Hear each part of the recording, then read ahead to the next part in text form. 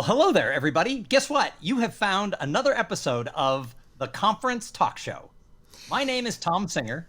And I am a Liz Green. And Tom, we have been doing this quite a while now. Not We have only had not only we've had the did we pleasure to start doing interview this like a amazing people. decade ago, and we're talking over each other, which we normally don't do but I think it's because we're very excited. This, Tom, I counted 91st episode of the Conference Talk Show. 91 episodes of, we called it Webinar Talk Show for a little while, but we're back to the Conference Talk Show. When we started this, it was really about not only showcasing what is possible in this environment, but also providing great information for our meeting industry colleagues. Because I don't know about you, Tom, but the last 18 months been a little tough.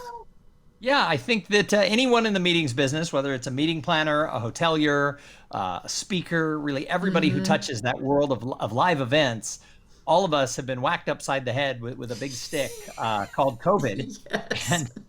And for a lot of people, it has been the most stressful time of their whole careers, whether it was because of the financial collapse of their business or because of having to learn how to do everything virtually, or just because the pressure of everything. If you work for a company or an association, your meetings can be your lifeblood of so much that you do, and the pressure suddenly got put right on the shoulders of those meeting professionals. Right. Well, and it has sucked the joy out of this industry for a lot of people because it's been hard. But we've waited for this guest for a while. I think Yes, we and may have something to help heal that burnout. I think so, because today's guest, she actually calls herself a burnout healer. Now, I want Well, you to there think, you go. if you work in the meetings business, you probably just need to have a burnout healer like at home with you, just Right? in All your the downtime. time. But what she does is she works as a keynote speaker and as a master of ceremonies for people who love what they do, who they do it with, and who they do it for. And Mm, she's actually a CPBA. I didn't know what this is. It's a certified professional behavioral analyst, but she says that CPBA stands for certified professional badass. And yeah. I think that she is exactly that. So welcome to the Conference Talk Show, Rachel Sheerin. Thank you so much, Liz, Tom. I am so pumped to be here. What's up, meeting family all across the globe? I will tell you that's one of my favorite things to come out of all of this mess is the fact that we normalize being like, oh yeah, more connections in Europe, like what time zone Mm. works for you? Now we can Zoom at any time, but will my Google Calendar update? Who knows? We're still dealing with time zone challenges. But thanks for You having know, me here. You are so right. I was talking to somebody. I host a podcast for an association, and we got a new person I'm working with as my contact. And I said, please, in the body of every email, put the time based on the time zone. I said, because sometimes the computer changes it. And she's like, it Hmm. does? And then a week later, she called me and she goes, oh my God, I blew a time zone because the computer changed it. And I'm like, always write it out, in the body of the thing. Totally. Oh, I'm glad I'm not alone on that. That's the kind of camaraderie that a lot of times I feel like we miss online. Hmm. And it's so much fun to catch up with at events, conferences, annual meetings. It's to say, oh my gosh, like here's the embarrassing stuff I did. And to have that realization of somebody saying, oh, you too? I thought I was the only one. Right. Right. Ugh, I miss it. But hey, Oh, hybrid is here to stay. It's more inclusive than ever. I agree. And so let's dive in to this whole idea of burnout. Let's just set the stage. What do you mean by burnout? Well, it's a great question because I think burnout is becoming a bit of a buzzword. It can Hmm. be anything from, the way the World Health Organization defines it as a workplace syndrome, all the way to stress or loss of joy. But the way that I do define it is my personal definition. Burnout is when joy leaves your work. Yes. And at the end of that period, I just want to reverse it back and say, remember when you loved work? like going to work or hanging out with your clients. And I mean, I even remember the first days of some of my old jobs, and it was so Mm-hmm. joyful and it was so exciting, just like a new relationship. And yes, there might be that little fear and excitement, but when joy leaves your work, the hard stuff becomes just hard, not even fun and challenging. Right. And it just impacts on all levels of work and life. I really I really love that definition of when joy leaves your work. And I think that's actually one of the reason Eliz and I started doing this program, 16 Yes. months ago, was because when the bottom fell out during the pandemic, there was no work, so there was no joy. And I think that hosting this show and interviewing so many amazing people like you has brought a lot of joy back into the speaking Mm-hmm. business and the meetings business for Eliz and I. So, Yeah. when Congrats. when And we kudos for creating it when it wasn't there. I mean, meeting planners, I hope you're taking notes from Eliz and Tom, because yes, you might say that, the work wasn't there, so the joy wasn't there. I just want to Mm-hmm. pause you there, Tom. That's a very American ideal where we define ourselves by the work we do. That's part of our identity. And I want to say out loud that I'm okay with that. I don't want us to change. I love doing impactful work. So do you all. As National Speaker Association pros and fellow members, we're committed to the work. It's how do we get that joy back in it and go off Mm-hmm. those paths, even if it's just for a little bit, the Band-Aid. So for our meeting professional friends, are you seeing a lot of burnout in the industry, and what can they do about it? And what does it even mean for a meeting professional to feel burned out? This is a great question, Tom. And I appreciate you acknowledging, like, what does it mean for a meeting professional? Because if you Mm-hmm. think about it, I mean, I have a background in events and catering myself. So I'm a member of MPI and of NACE and ILEA and other groups like that. And what I will say is burnout's been the silent epidemic for a long time. But it shows up in meetings and events a little bit differently because we are the industry with a smile. We're the industry that serves others and at parties. I think a lot of times when we look at meeting professionals, they are the folks that rarely need the applause from stage, right? They're the behind the scenes, and they make magic happen. They create scenarios, solutions, and experiences without anyone wondering, I wonder what went into planning this.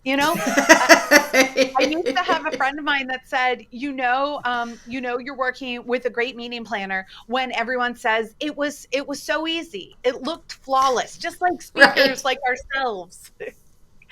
And so that Right. work coming into it from a meeting planner perspective, burnout oftentimes it really shows up in very, like St. John of the Cross would say, dark souls of the night. It's not externally projected as much as other industries because we're tough and we're serving others and we're relied upon. And so it can look like feeling lost. It can be analysis paralysis. It can be being overly aggressive. I just want to shout out my other type A'ers out there. Ah. That time when you're just pushing forward your agenda and maybe you do it, maybe you have a conversation and then you get off the call and you think, I was a little intense on that one, except for you've been intense 11 weeks in a row. Oop. Liz, I'm seeing myself in that one. totally. And like I said, from a meeting planner perspective, that's a lot of times how it's going to show up. And it's also just going to feel like a little lost and very hopeless.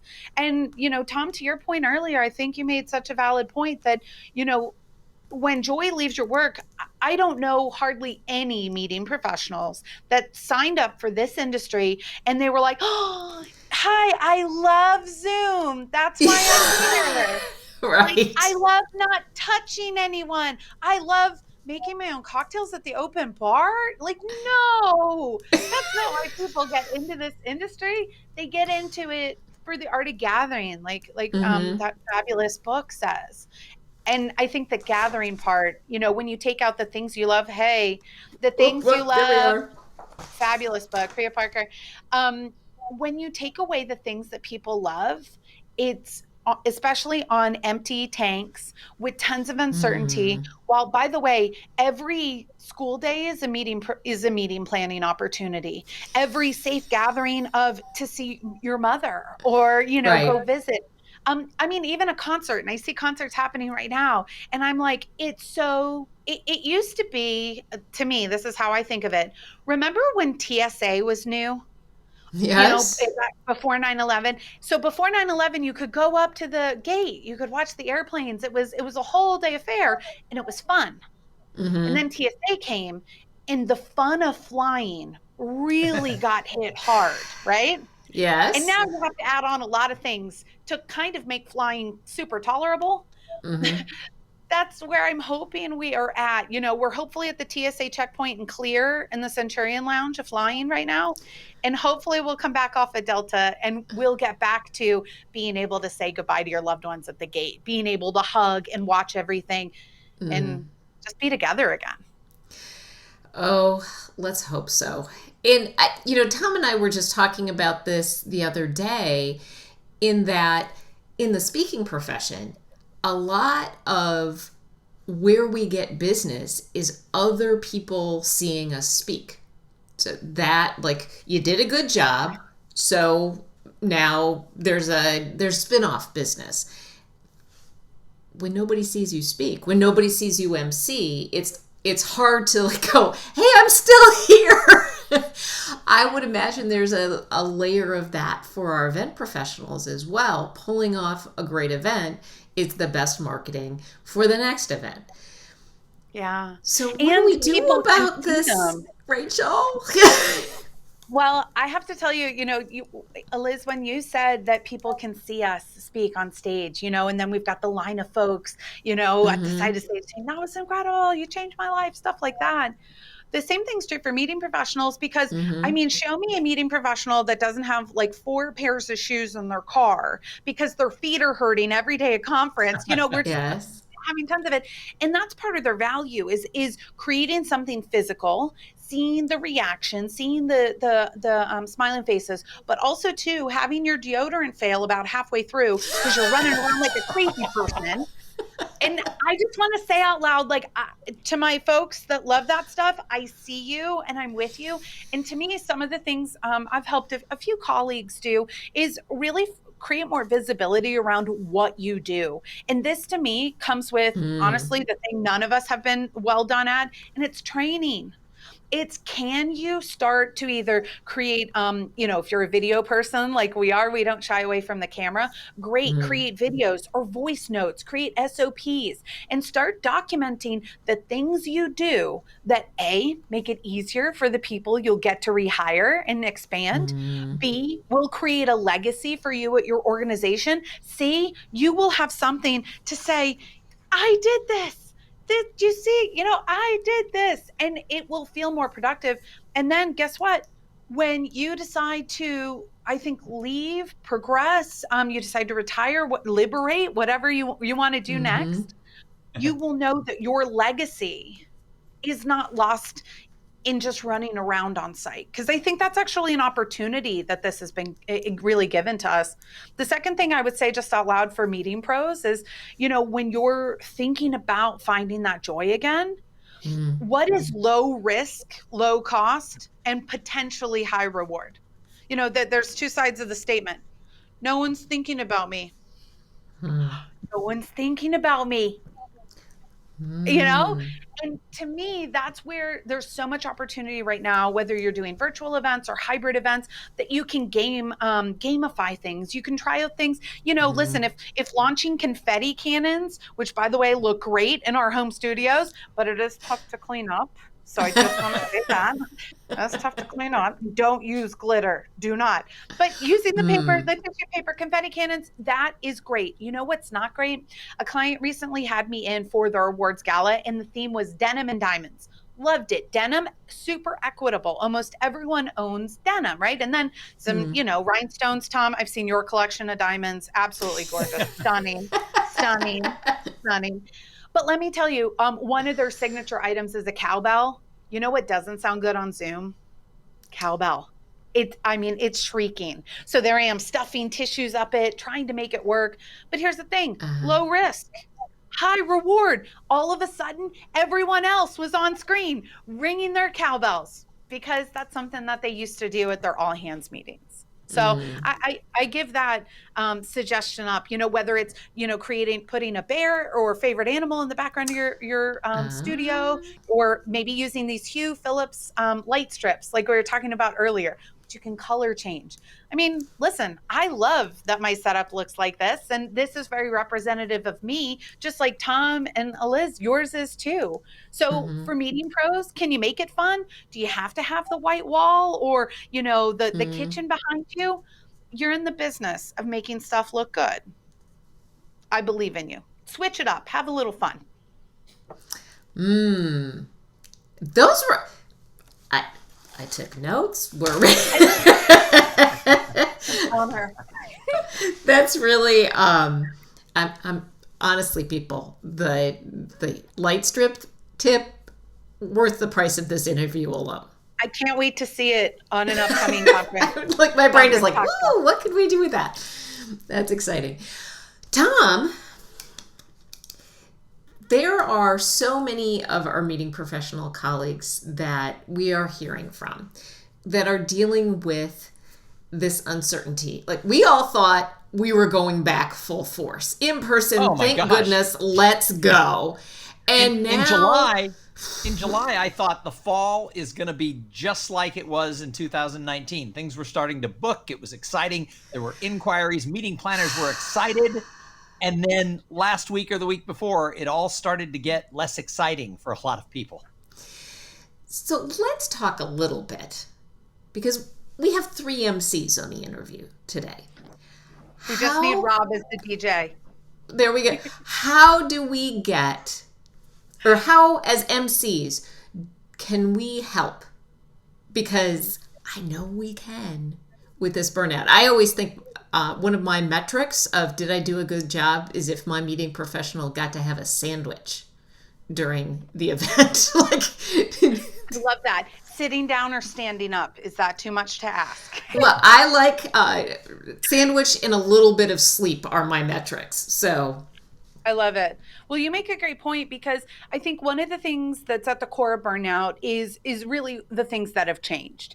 And one of the things that changed, I feel like, was the ability to celebrate as a team and work as a team in the ways that we used to. Remember when we would land on site and it would be like us versus the world with our clients? That might be the challenge or the suggestion that I put forth. When I think about the clients I currently MC with, I mean, not only do we have a lot more meetings than we normally would have, but I'm the person that's really bringing kind of that strategy, that burst of energy, and asking, what can I take off your plate? Here are some suggestions. And I just want to say this out loud to anyone who struggles with delegating. Hi. Hi. Hello. It's good to be here amongst friends. I see you. And one of the things that is helpful, if you have a team that's supporting you, or vendors like great MCs and speakers that are supporting you, and they say, let me know how I can help, or how can I help? Their hearts are true.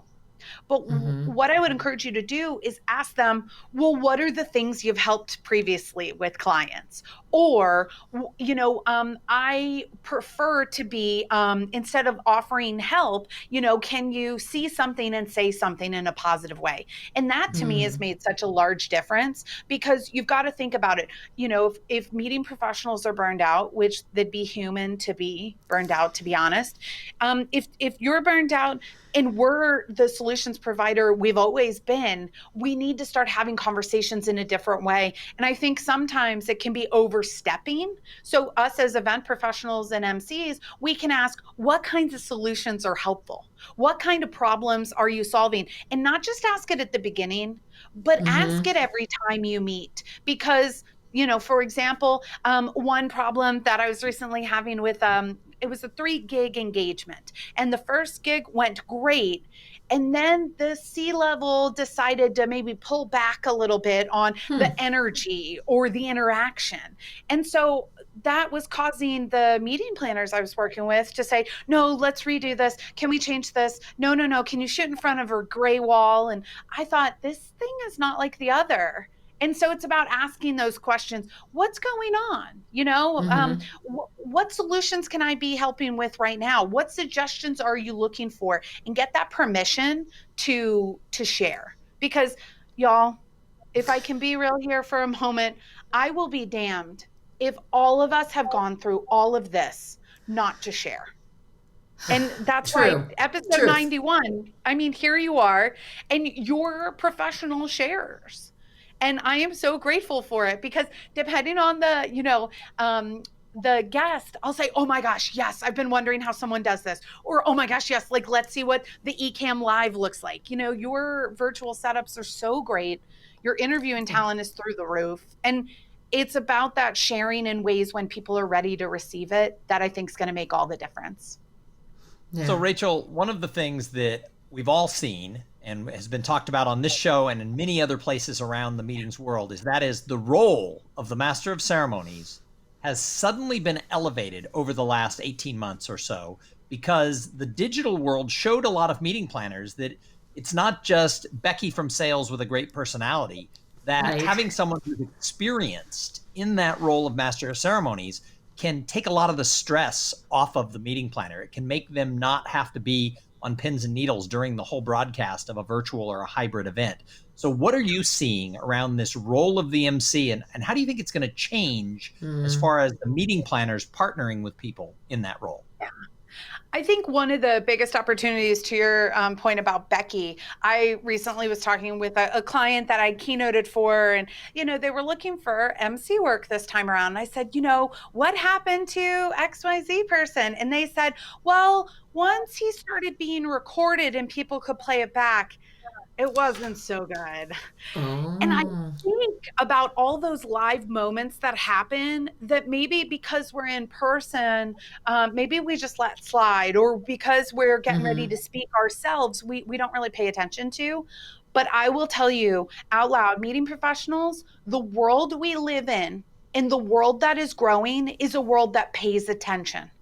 And a world that sees who you put on stage, virtually, hybrid, in person, all of the above. It's just like marketing content, it's just like social media. Who you put on stage, what they say, it all represents you, your values, and I think it really represents your energy you're trying to bring too. One of the things that's, I think, a huge benefit of emceeing is emceeing previously has been, I think, an agenda driver. It's somebody to move along the program at a conference or event. One of the things I see a lot more MCs doing, and I know you all do this, is not just adding creativity to the event, but really adding emotions to the event and saying, well, what is the purpose of this person being on stage? Yes, the agenda stuff, but what about emotionally? What do they want to feel every time they see the MC? People hire me as an MC because I heal burnout.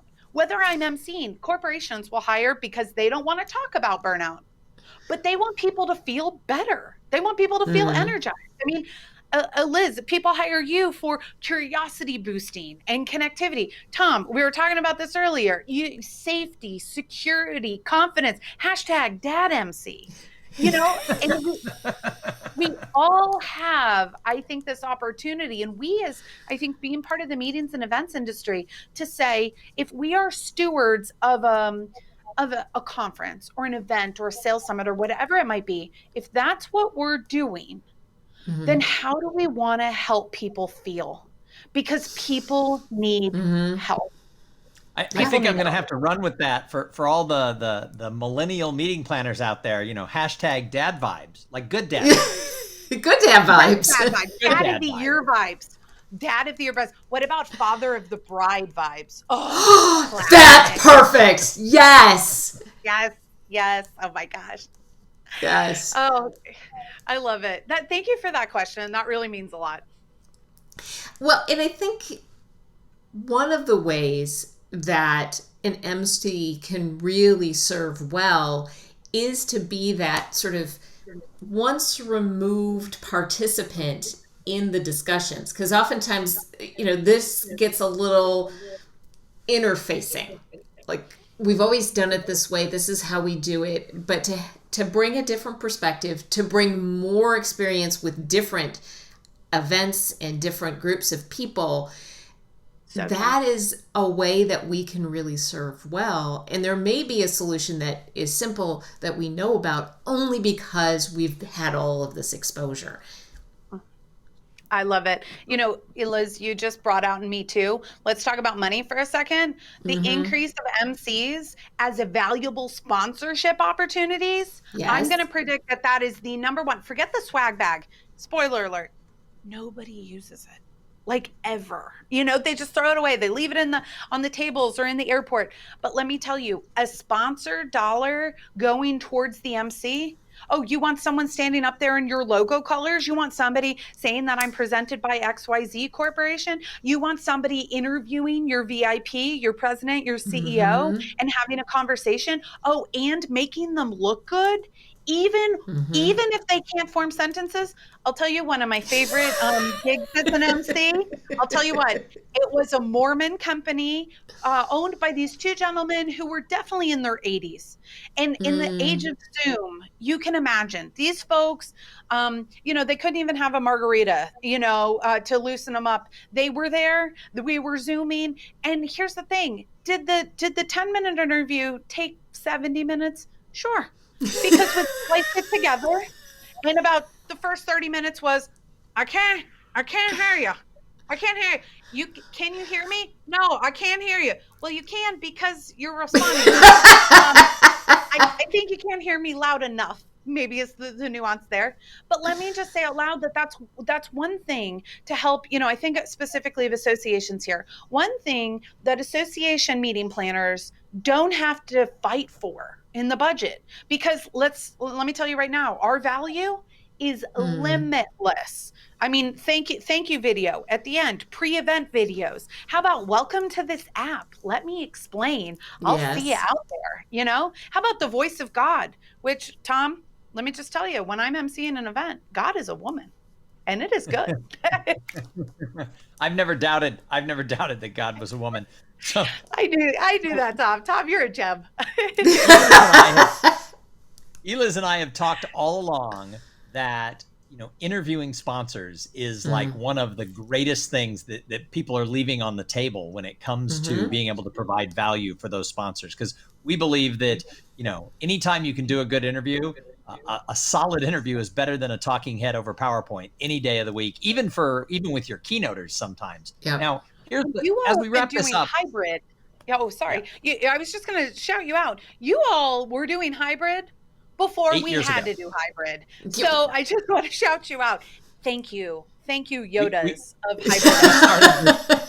We started this concept of hybrid having a special MC 8 years ago, and we thought it was going to take off, and it just took 8 years in a global pandemic, but now it's taking off. So that's awesome. I'm subscribing.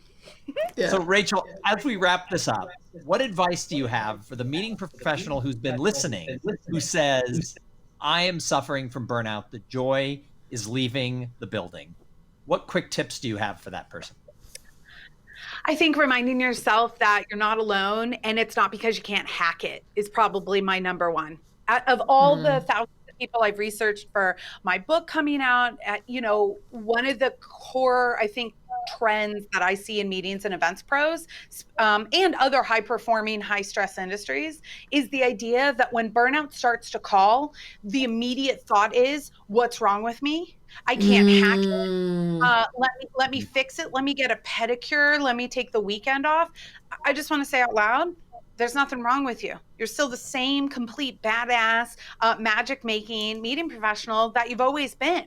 What's happening is that the cards are stacked so incredibly high and you care so incredibly much. And I'm so sorry about that. I think knowing that we're not alone is huge.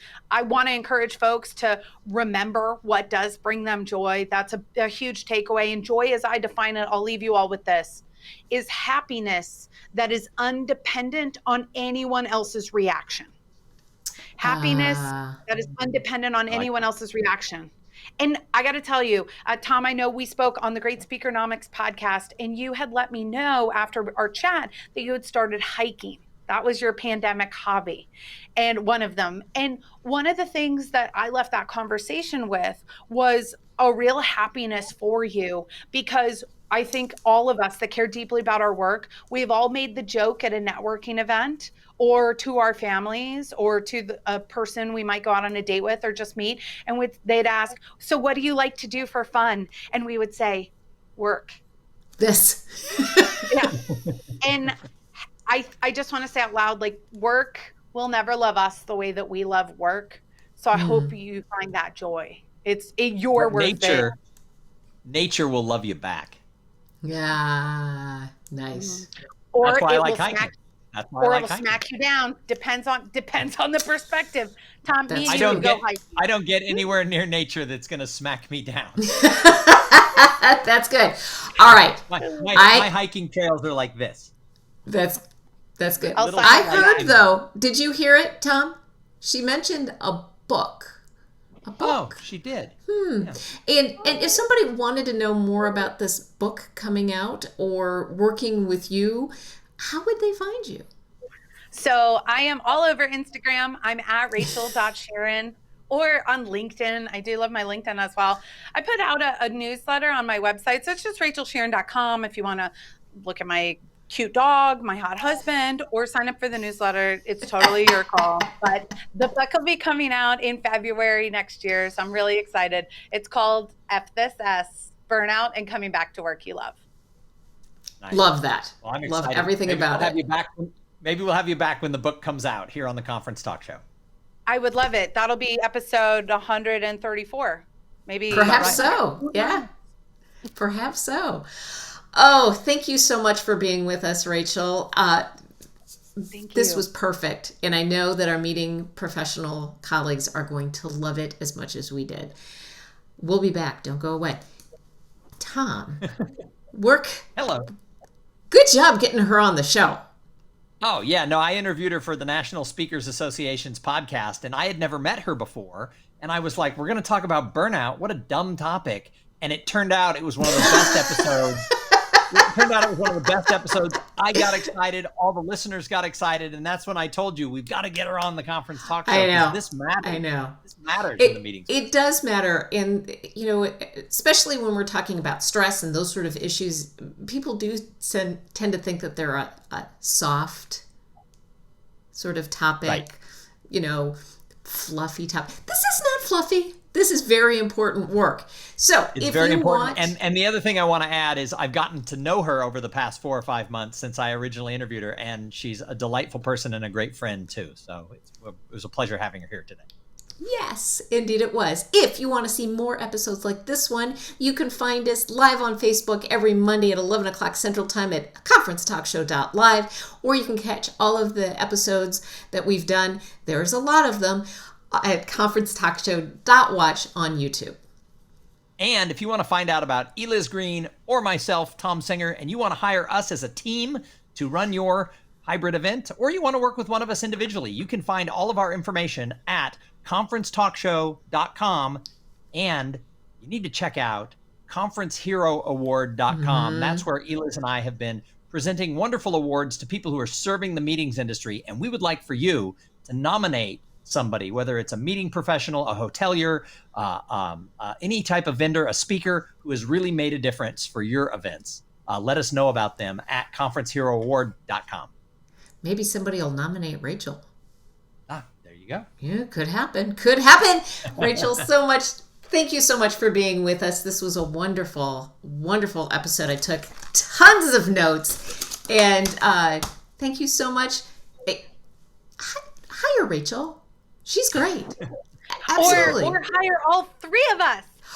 Wouldn't that be fun? Best conference ever. Fun going. I don't want to say anything, but magic and mischief managed. Ooh, Thank you that so would be much fun. for having me. Oh, this has been Thank so you much so fun. much. We'll be back next Monday with another great smart person interview. See you then. Yep, Have a great rest of your week. Oh, that's right.